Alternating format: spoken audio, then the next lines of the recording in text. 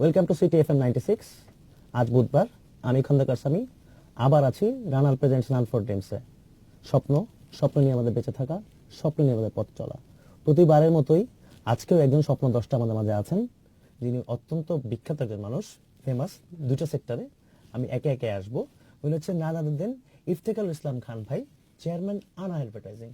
ইফতেখার ভাই, welcome to the show. Thank you ভাইয়া, কেমন আছেন? আমি ভালো আছি, আপনি ভালো আছেন? আমি খুব ভালো আছি। Nice to see you here. Nice to see you. Ana advertising নামেই চলে যায় আসলে। আচ্ছা, এই আনা অ্যাডভার্টাইজিং নামটা কোত্থেকে আসলো? এটার আসলে একটা মজার কাহিনী আছে। আমি যখন প্রথম এই বিজনেসটা বা এই এন্টারপ্রেনিয়রশিপে গেলাম, তখন আমার যে পার্টনার ছিল, আমরা দুজন মিলে যখন এই বিজনেসটা শুরু করলাম বা প্ল্যান করছি কিভাবে করব, স্বাভাবিকভাবে নামকরণের ব্যাপারটা চলে আসে যে হ্যাঁ কিভাবে আমরা কি নাম দিতে পারি। তো ভাবতে ভাবতে মনে আসলো যে আমার নিক নেম হচ্ছে আদনান, তার আছে, আর আমার পার্টনারের নাম ছিল নাহিদ। তো আনা কম্বাইন হয়ে তার আনা হয়ে গেল। এইভাবে করে আমাদের এই প্রথম আনা অ্যাডভার্টাইজিংটা শুরু হলো। অ্যাডভার্টাইজিংটা স্বাভাবিকভাবে, যেহেতু আমি মিডিয়া লাইনে কাজ করব বা এই লাইনটাতে কাজ করার ইচ্ছে, অ্যাডভার্টাইজিং শব্দটা naturally and Anna came from both of your name. both of our names. Beautiful.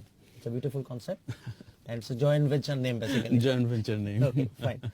আচ্ছা, আমরা একটু আনা অ্যাডভার্টাইজিং জানতে চাই। অনেক ভিউয়ার্স আছেন ফেসবুকে, লিসেনার্স আছেন রেডিওতে, যারা শুনছেন আমাদেরকে। জাস্ট আনা advertising what basically it does.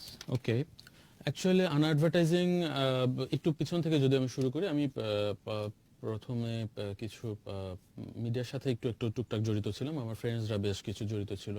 আমি নিজে কিছু মঞ্চ নাটকের কাজ, একটা মঞ্চ নাটক দলের সাথে আমি কিছুদিন কাজ করেছি। তো স্বাভাবিকভাবে আমার খুব ফ্যাসিনেশন তৈরি হয়েছিল যে এই মিডিয়া লাইনে যদি আমি কিছু কাজ করতে পারি, বা আমার যেহেতু ইচ্ছা আছে, আগ্রহ আছে, যদিও আমার পেশা অন্যদিকে বা পড়াশোনাটা অন্যদিকে, কিন্তু এই লাইনে আমার ফ্যাসিনেশনটা তৈরি হলো। এবং স্বাভাবিকভাবে আমার পার্টনার যখন আগ্রহী হলো, দুজন যখন একসাথে শুরু করলাম, তখন ভাবলাম যে কি কি করা যেতে পারে। স্বাভাবিকভাবেই যেহেতু আমার নাটকটা ফ্যাসিনেশন ছিল, আমরা নাটকের দিকে কাজ করার আগ্রহ তৈরি হলো, নাটক করব।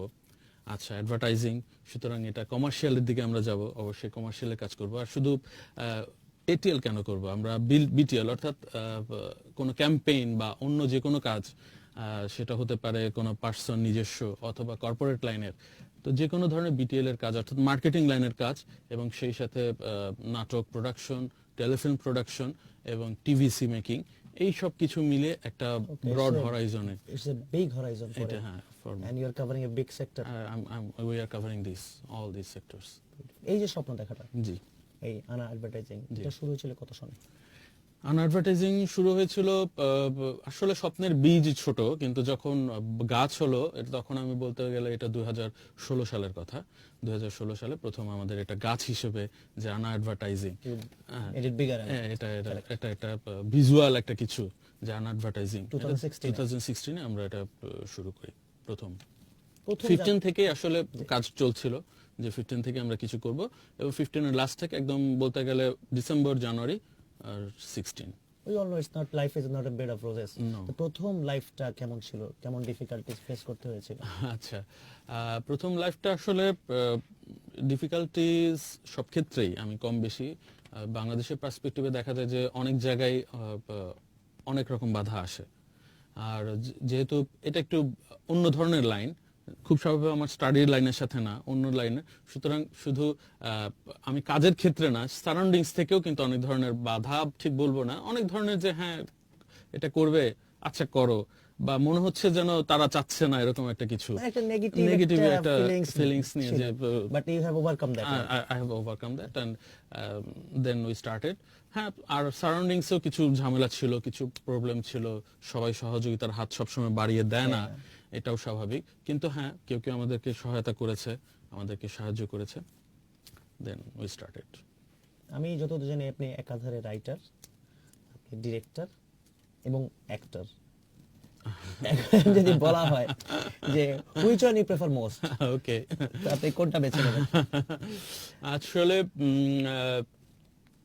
তিনটা আলাদা সত্তা, তিন রকম সত্তা, এবং ভালোবাসার ক্ষেত্রটা 3 in 1. হ্যাঁ, 3 in 1. ইফতেখার ভাই 3 in 1. 3 in 1, আচ্ছা। 4 is 1 basically. I will come to that later part of the show. Okay, that's another point. Okay. আমি যখন ছোটবেলায় যখন পড়াশোনা করতাম, জি।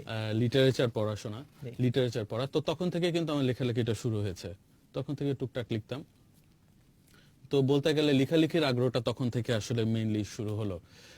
আর তারপরে যে ডিরেকশনের কথা যেটা বললেন, ডিরেকশনের ব্যাপারটা হচ্ছে যখন একটু একটু বোঝা শুরু করলাম, বিশেষ করে মুভি টুভি, বাংলাদেশের মুভি বলেন, হলিউডের মুভি বলেন, অনেক কিছু যখন একটু একটু দেখা শুরু করলাম, তখন এই ডিরেক্টরের মানে ডিরেকশনের ব্যাপারে আগ্রহটা খুব জন্মালো। আমি এখনো ওরকম বড় কোনো ডিরেক্টর বা ওরকম কিছু হইনি সত্যিকার অর্থে। নরমালি যারা বড় তারা এইভাবেই বলে কথা। কিন্তু আমার খুব আগ্রহ তৈরি হলো যে আসলে এটার ভেতর, কারণ একটা ডিরেকশন জিনিসটা কিন্তু একটা জিনিস না, এটা অনেক কিছু মিলিয়ে তাকে আপনার একজন ভালো মনের ভেতর থেকে একজন লেখক হতে হবে, তাকে মনের ভেতর থেকে একজন চিত্রকর হতে হবে। আমি জিনিসটা কিভাবে দেখবো, ভিজুয়ালাইজ তাকে করতে হবে, আমি কিভাবে কাজ আদায় করব, কিভাবে অ্যাক্টরের কাছ থেকে আমি কি চাচ্ছি, কিভাবে আমার সেটটা ডিজাইনিং হবে, এই সব কিছু কিন্তু ডিরেক্টর মাথায় থাকতে হবে। হ্যাঁ, ডিরেক্টর তার অনেক পুরো টিম নিয়েই কাজটা করে, কিন্তু ডিরেক্টর কিন্তু লিডার। এক্স্যাক্টলি। তো সেই ক্ষেত্রে তাকে পুরো ব্যাপারটা সম্পর্কে ধারণা He থাকতে হবে, shows the way where to go. where to go and what I need, and you have to do in this way Exactly. And you have to, everybody should need to perform as director wants. as director wants. R acting এর কথা বলতে গেলে তো অবশ্যই অ্যাক্টিংটা অবশ্যই আমার passion, এটা আমার ভালো লাগা ছিল। কারণ যখন যত বড় হয়েছি দেখেছি যে এক একটা চরিত্রের সাথে মিশে যাওয়ার ব্যাপারটা, এক একটা চরিত্রকে দেখা, তো সেই ব্যাপারটার জন্য আমার অ্যাক্টিং এর প্রতি আরো কিছু ফ্যাসিনেশন বা ভালো লাগা আগে থেকেই তৈরি হয়ে গেছে, যখন হয়তো আমি টিনেজ বলতে গেলে। আচ্ছা, একটু একটু ইন্টারাপ্ট করি। আমরা অনেক একটু ব্রেকে যাচ্ছি। ফেসবুকে যারা আছেন প্লিজ স্টে উইথ আস, আমরা আপনাদের সাথে থাকবো। ব্রেকে যাচ্ছে অন এয়ার থেকে। আচ্ছা, ইফতেখার ভাই, সরি আপনাকে ইন্টারাপ্ট করলাম। No, that's okay. কথা হচ্ছিল যে আপনার ডিরেক্টরের ব্যাপারটা নিয়ে, জি, জি, জি। দেন আপনার অ্যাক্টর নিয়ে কথা হচ্ছে যে as an actor ji. You need to have different role, and এই রোলের সাথে নিজের সত্তাকে যে মিলিয়ে দেওয়াটা, এটা কিন্তু এটা এটা আসলে একটা ডিফারেন্ট জিনিস। এটা প্রতিটা মানুষ কিন্তু তার জীবনে এক একটা ক্যারেক্টার প্লে করছে। আপনি live, exactly, you all are actor, you are an actor. Even আপনি আপনার যে ডেইলি লাইফে, সেখানে আপনি যখন ফ্রেন্ডের সাথে মিশছেন তখন আপনাকে এক ধরনের অ্যাক্টিং করতে হচ্ছে, আপনার ফ্যামিলিতে যখন যাচ্ছেন আপনার বাবার সাথে এক ধরনের, আপনার মার সাথে এক ধরনের, আপনার পরিবার সন্তান সবার সাথে এক এক ধরনের। এগুলো কিন্তু ছোট ছোট এক একটা ক্যারেক্টার। আপনি ওভারঅল একটা মানুষ, কিন্তু আপনাকে প্রতিটা ক্ষেত্রে ছোট ছোট ক্যারেক্টার গুলো কিন্তু রোল প্লে করতে হচ্ছে। সুতরাং একজন যে মানুষটা নাটক করে না, যে মানুষটা অভিনয় করে না, সেই মানুষটা তার দৈনন্দিন জীবনেও কিন্তু এক একজন অ্যাক্টর। কোনো সময় তাকে কাঁদতে হচ্ছে, কোনো সময় হাসতে হচ্ছে, আনন্দ দেখাতে হচ্ছে, হয়তো তার মনের ভিতরে খুব কষ্ট, তখনও তাকে হাসি ফুটিয়ে তুলতে হচ্ছে, ফ্যামিলিতে থাকতে হলে বা পরিবারের ভিতর বা সারাউন্ডিংসে থাকতে হলে। এটা কি একটা ধরনের অ্যাক্টিং নয়? অবশ্যই। তো সুতরাং যখন ক্যামেরার সামনে যখন যাব, সেটা ঠিক ওরকমই ব্যাপারটা। আমি এখন হয়তো আমি এক অন্য ইফতেখার, আমি অন্য একজন মানুষ, কিন্তু আমাকে ওই ক্যারেক্টারটা আমাকে চোরের মতো করতে বলছে, it can be police as well. তো আমাকে তখন সেই ক্যারেক্টার প্লে করতে হচ্ছে, সেটা নিয়ে ভাবতে হচ্ছে, আমাকে সেটার সাথে মিশে যেতে হচ্ছে, আমাকে সত্তাটাকে চেঞ্জ করতে হচ্ছে।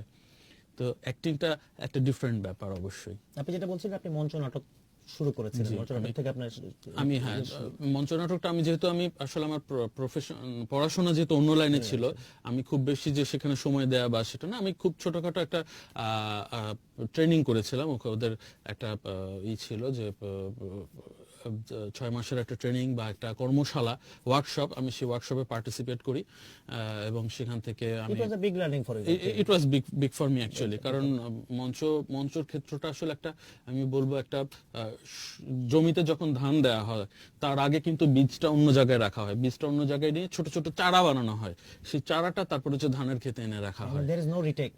You are live in front of people and that's it, এই মঞ্চটা অবশ্যই এটা একটা কাজ করা খুব বিগ ডিল, এবং এটা থেকে যারা উঠে আসে তারা real actor, real director, real writer. Beautiful. নতুন যারা অভিনয়ে আসতে চায় তাদের জন্য আপনি কি সাজেস্ট করেন?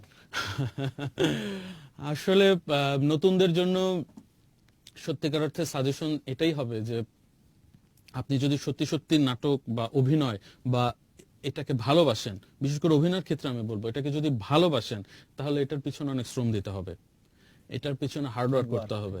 এই হার্ডওয়ার্কটা খুব জরুরি। কেন? কারণ আমাদের মিডিয়াতে এখন একটু দোলাচলের মধ্যে রয়েছে। কারণ এখানে মার্কেটটা অনেক বড় ছিল, কিছু কিছু ক্ষেত্রে দেখা গেছে কিছু ফ্লস তৈরি হয়েছে, কিছু কিছু ক্ষেত্রে কিছু ঝামেলা তৈরি হয়েছে, মিডিয়াটা এখন একটু শেকি অবস্থায় রয়েছে কিছু কিছু ক্ষেত্রে, বিশেষ করে নাটকের ক্ষেত্রে। প্রোডাকশনের ক্ষেত্রে অনেকেই বলবেন যে অনেকের আর্গুমেন্ট আছে, অনেকের বলে যে এখন প্রোডাকশন সেরকম ভাবে হচ্ছে না, বা সে আপ টু মার্ক যখন একটা সময় ছিল, আমিও যখন ছোট ছিলাম, আমরা যাদেরকে দেখে বড় হয়েছে, এখন তো সেই ধরনের প্রোডাকশন হচ্ছে না। এটা সত্যিকার অর্থে স্বাভাবিক। তো যারা আসতে চায় তাদেরকে আমার এইটুকু বলার থাকবে যে আসলে এটাকে ভালোবাসতে হবে, যে এটার ভিতরে যে একটা প্রাণ আছে, সেই প্রাণটাকে বুঝতে হবে, এটার ভিতরে যে আনন্দটা আছে সেটাকেও পেতে হবে, এবং এটাকে যে মনের ভিতর ধারণ করতে হবে। কেন ধারণ করতে হবে? কারণ আমি এখানে আসলাম, আমি একটা কিছু হয়ে যাব, একটা হ্যাভি নাম হবে, হ্যাভি একটা আমি স্টার হয়ে গেলাম, স্টারডম হয়ে যাবে, আমার চলে আসবে, এই ধারণা নিয়ে যদি আসে, তাহলে দেখা যাবে যে সবাই কিন্তু এখান থেকে সাকসেসফুল হবে না, এখান থেকে তাকে চলে যেতে হবে। It's a real hard work, real hard work, patience as well, and patience. হ্যাঁ, অবশ্যই পেশেন্স। কারণ এখানে আপনি এখন যাদেরকে অ্যাক্টর বা এখন যাদেরকে আপনি স্টার হিসেবে দেখবেন, তারা কিন্তু হুট করে হয়নি, একদিনে হয়নি। হয়েছে হয়তো কেউ কেউ কিছু, হয়তো এখন বিশেষ করে ভাইরালের যুগ, কেউ কেউ ভাইরাল হয়েছে, তারপর তারা আবার চলে গিয়েছে, অন্য ভাইরালরা আবার চলে আসছে। কিন্তু সত্যিকার অর্থে যদি কিছু করতে চায়, তাহলে তাকে হার্ডওয়ার্ক করতে হবে, প্যাশেন্স রাখতে হবে, এবং এটাকে ভালোবেসে আগাইতে হবে। আমি এখান থেকে কিছু পাবো, কিছু রিটার্ন নেব, অনেক কিছু হয়ে যাবে, এই আগ্রহ নিয়ে যদি আসে, তাহলে আমি সেটা বলবো যে এটা ঠিক হবে না। এখন তো আমরা যখন ছোট ছিলাম, জি দ্যাট টাইম গভর্নমেন্ট চ্যানেল ছিল, জি, বিটিভি, আমরা তো বিটিভি দেখে বিটিভি বড় দেখি বড় হয়েছি। হয়েছে। So now so many channels are there, yes, so many opportunities এবং so many difficulties as well. Difficulties as well. তো আপনি কিভাবে মনে করেন যে আপনার একটা নাটক বা আপনার একটা সিরিয়াল জি বা আপনার একটা টেলিফিল্ম, জি, এটা কিভাবে মানুষকে অ্যাট্রাক্ট করতে পারে? কারণ people is having remote, Yes. They have international channels, local channels, so many things are there, Yes. Just switch করলেই তো চ্যানেল চেঞ্জ চ্যানেল হয়ে চলে যাচ্ছে। যাচ্ছে একদম এখন। আপনার মনে হয় যে কি ধরনের প্রোডাকশনে গেলে you can have attract people, বা কিভাবে এটাকে মার্কেটিং পার্ট থেকে বলছি, আচ্ছা আচ্ছা, so you need to take care of marketing as well, Marketing as because you well, আর হ্যাঁ। Producing the things, Yes, you have to yes. Sell it at the end of the day. at the end of the day, yes. আসলে এখন আমাদের দৈনন্দিন জীবনটা অনেক বেশি fast হয়ে গিয়েছে, এবং Definitely. অনেক বেশি রেস্টলেস, সত্যিকার অর্থে আমি বলবো রেস্টলেস। এই রেস্টলেসনেসটা কিন্তু এই নাটকের ক্ষেত্রে আপনি সেটাই বললেন, যে চ্যানেলটা আমি ধরছি, এখন একটা অ্যাড আসলো বা এখন কিছু ভালো লাগছে না, ফুট করে চলে গেলাম। সুতরাং আমাদের প্রোডাকশনটার দিকে মনোযোগ দিতে হবে, এর সঙ্গে অন্য আরো কিছু ব্যাপারের দিকে মনোযোগ দিতে হবে। প্রোডাকশনের কথা যদি আপনি আগে বলেন, তাহলে প্রোডাকশনের ক্ষেত্রে আমি বলবো যে আমাদের প্রোডাকশনটার সেই মান যেটা বলা হয়, হ্যাঁ, মানের কিছু পরিবর্তন চলে এসেছে, যে মানটা সে আপ টু মার্ক নেই। আমাদের মানের ক্ষেত্রে এখন আর একটু ডেডিকেশন দিতে হবে। কেন দিতে হবে? কারণ মানুষ এটা এখন, কি কারণ হতে পারে? অনেক নাটক করছি একসাথে, নাটকের সময় দিচ্ছি না, জি, এরকম কারণে হতে পারে নাকি? আসলে এটা কিছুটা ঠিক। কোয়ান্টিটি আপনি যখন যদি বেড়ে যেটা যায়, বলেন যে হ্যাঁ, আমি হয়তো ক্যারেক্টার ঠিকমতো ঢুকতে পারছি না, but I need to perform the, যেটা হয় আর কি as well. correct. কোয়ান্টিটি যখন বেড়ে যায়, তখন কোয়ালিটি আসলে ফল করে, এটা সত্যিকার অর্থে। বিশেষ করে নাটকগুলোর ক্ষেত্রে, মিডিয়ার এই কাজগুলোর ক্ষেত্রে এই জিনিসটা একদম সত্যি। আগে একটা সময় ছিল, একটা নাটক হতো, নাটকটার জন্য অনেক দিন ধরে রিহার্সেল হতো, আমাকে সেই চরিত্রটাকে অ্যাবজর্ব করতে হবে, সেই চরিত্রটাকে বুঝতে হবে, আমার ডিরেক্টরের সাথে, আমার সারাউন্ডিংস এর সাথে আমার যে কানেকশনটা, সেটা তৈরি করতে হবে। বন্ডিংটা খুব ইম্পর্টেন্ট। বন্ডিংটা খুব ইম্পর্টেন্ট। আপনি একটা ভালো প্রোডাকশন, একটা গল্পকে যখন আপনি অভিনয়ের মাধ্যমে প্রকাশ করবেন, সারাউন্ডিংস দিয়ে প্রকাশ করবেন, সেই সময়টা ছিল, কিন্তু সেই সময়টা এখন চলে গেছে। এখন অনেকগুলো চ্যানেল, অনেকগুলো অপশনস, অনেক নাটক হচ্ছে, অনেক রাইটার, অনেক ডিরেক্টর, অনেক অ্যাক্টর অ্যাক্ট্রেস। তো দেখা যাচ্ছে যে মানে এখনই এসে একটা স্ক্রিপ্ট পাওয়া হচ্ছে, মুহূর্তের ভিতর অ্যাক্টিং হয়ে যাচ্ছে, মুহূর্তের ভিতর তাকে নাটকটা প্রোডাকশন হয়ে ডান হয়ে যাচ্ছে, মুহূর্তের ভিতর আপনার এডিটিং হয়ে প্যানেলে চলে যাচ্ছে। তো এর ফলে সেই যে আপনি কোয়ালিটি, এই কোয়ালিটিটা সত্যিকার অর্থে ডেটোরিয়েট করছে। সব দিক থেকে আপনি রাইটারের কথা বলতে পারেন, ডিরেকশনের দিক থেকে যদি বলতে পারেন, অ্যাক্টর অ্যাক্ট্রেসের দিক থেকে বলতে পারেন। রাইটার আপনাকে যদি মুহুর্মুহু সে যদি লেখার মধ্যে থাকতে হয়, মুহুর্মুহু নাটক তৈরি করতে হয়, তাকে চিন্তার জায়গা থাকতে হবে। চিন্তার জায়গাগুলো হচ্ছে না।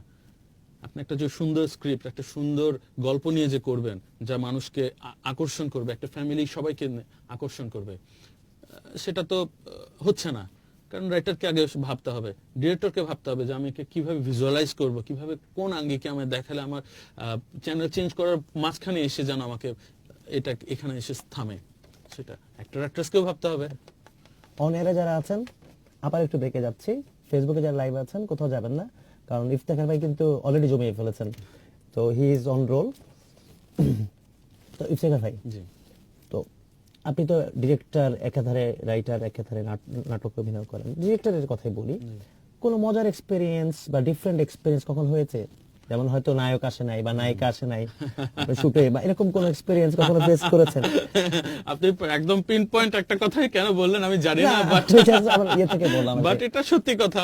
আমাদের বর্তমান যুগে কিন্তু অভিনয়ের ক্ষেত্রে আমাদের নায়ক নায়িকা যখন তাদের টাইমে একটু যে ওলট পালট হয়ে যায়, এরকম অনেক হয়। আর কাজের ক্ষেত্রে আমি বলবো যে বেশ কয়েকবারই অনেক মজার হয়েছে, কারণ আমি যেহেতু নিজেও অনেক পারফর্ম করি মাঝে মাঝে, অন্য অনেক ফ্রেন্ডদেরও আপনি অনেক ভালো গানও গান। সেটা আরেক ব্যাপার। জি, জি। তো যখন আমি কোন একটা কাজের জন্য বা কোন একটা সিকোয়েন্সের জন্য আমরা তৈরি হয়ে আছি, প্রিপেয়ার্ড হয়ে আছি, দেখা গেল তখন হয়তো অ্যাক্টর বা অ্যাক্ট্রেস তার এখনো মেকআপ টেকআপ এখনো বাকি, আরো আধা ঘন্টা বাকি, হয়তো আরো আধা ঘন্টা ধরে নিচ্ছে, এরকম অনেক ক্ষেত্র তৈরি হয়। এছাড়া আরো অনেক কিছু হয় টুকটাক মজার ক্ষেত্র। আসলে যখন নাটকের শুটিং হয় সেটা কিন্তু বেশ মজার।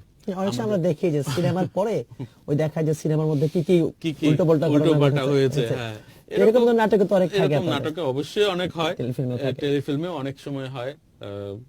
টুকটাক মজার কাহিনী বা টুকটাক উল্টো পাল্টা ব্যাপার স্যাপার অনেক অনেক কিছুই হয়। তবে সবচেয়ে বেশি আমি যেটা বলবো সেটা হচ্ছে শুটিং এর ফাঁকে ফাঁকে ড্রেসিং রুমে বা অন্য জায়গায় যে অ্যাক্টর অ্যাক্ট্রেসদের যে ইন্টারাকশন, যে কথাবার্তা, তাদের ভিতর যে আনন্দটা, সেটা কিন্তু একটা ডিফারেন্ট জিনিস, সেটা খুবই মজার জিনিস। যারা সেই লাইফটা দেখেছে বা যারা সেখানে, আমি আসলে আনফরচুনেট দেখি নাই।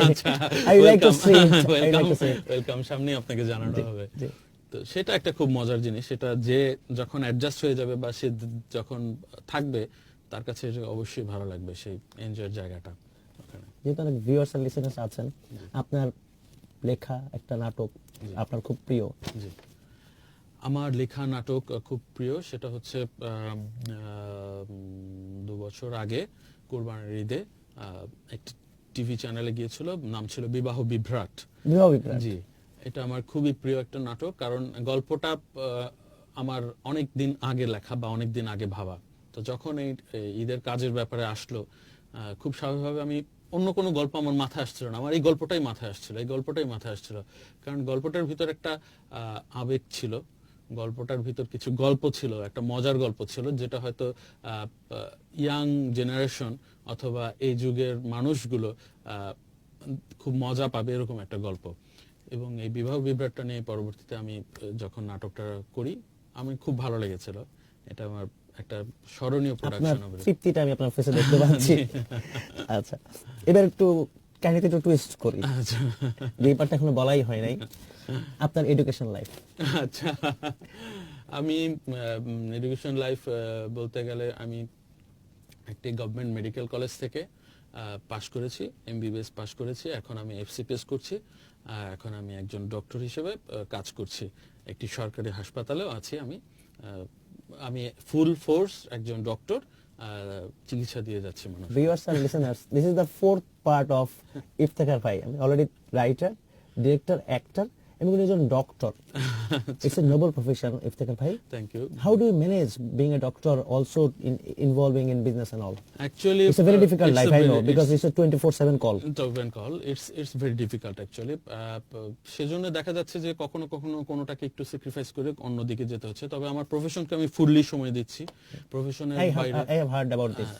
ফুললি সময় দেওয়ার পরে আমি যখন একটু যদি কিছু সময় পাই, হয়তো দেখা যাচ্ছে যে আমি ওভাবে চেম্বারে সময় দিচ্ছি না এখন, কারণ অনেকের প্রাইভেট প্র্যাকটিস থাকে, ওই থাকে। তো দেখা যাচ্ছে যে আমি ওই সময়টা আমার এই লাইনে বা এই দিকে আমি তখন দিচ্ছি। Completely different track, অবশ্যই completely different track, but I have coped up actually. Exactly, you have coped up. That I can see and people knows already. Anyways, আপনি মেনলি তো মেডিসিনের ডক্টর, আমি যতদূর জানি। আমরা প্রায় একটা প্রবলেম ফেস করি, আমাদের সবারই লাইফে থাকে। আমাদের সবসময় একটা গ্যাসের প্রবলেম থাকে।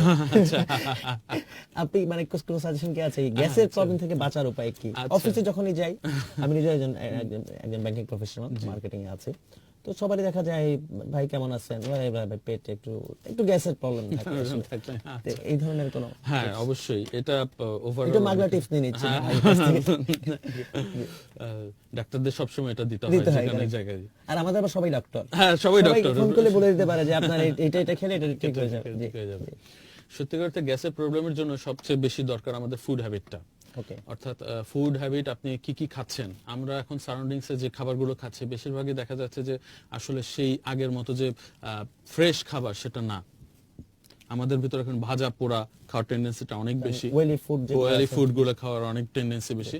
এবং অত্যন্ত দুঃখজনক ব্যাপার হলেও সরকার তো কিছুদিন পর পরই যে দেখাচ্ছে কি দিয়ে রান্না হচ্ছে, তেলগুলো কোত্থেকে আসছে, আর বাজারে ভেজাল তেল এগুলো তো আছেই।